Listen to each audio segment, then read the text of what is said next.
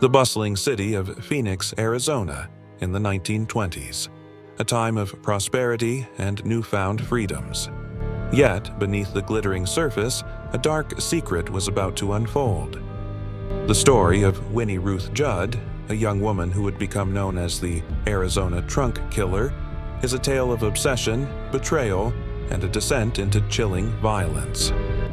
Born in 1905 in a small town in Indiana, Winnie Ruth McKinnell's life seemed destined for a path of quiet respectability.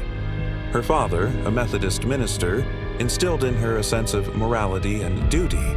However, Winnie craved adventure and a life beyond the limitations of her hometown. At the young age of 17, Winnie defied expectations by marrying Dr. William Judd, a World War I veteran significantly older than her. Their marriage was a troubled one from the start.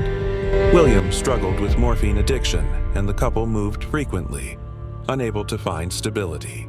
Seeking a fresh start, Winnie and William moved to Mexico. However, financial difficulties and William's addiction continued to plague them. Winnie's dream of a better life seemed further away than ever. In 1930, she made a bold decision. She left her husband and headed to Phoenix, Arizona, alone. Phoenix offered Winnie a fresh start. She found work as a secretary at a local clinic and began to build a new life.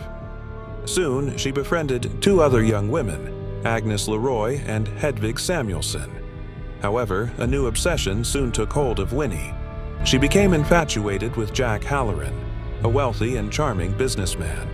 Her life became consumed by the desire to win his affection. Winnie convinced herself that Agnes and Hedvig were rivals for Jack's attention.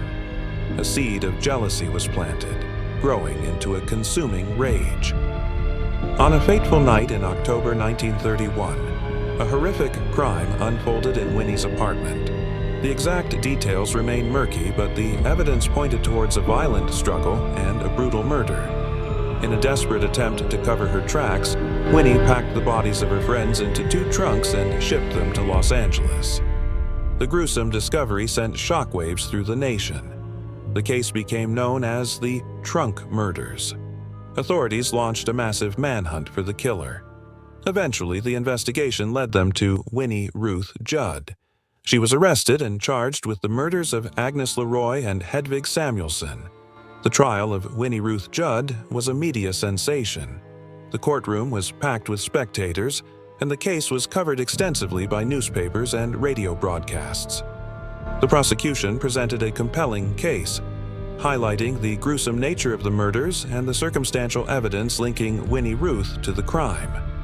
Despite her claims of innocence, she was found guilty of murder, initially sentenced to death, but her sentence was later changed to life in a mental hospital due to claims of insanity.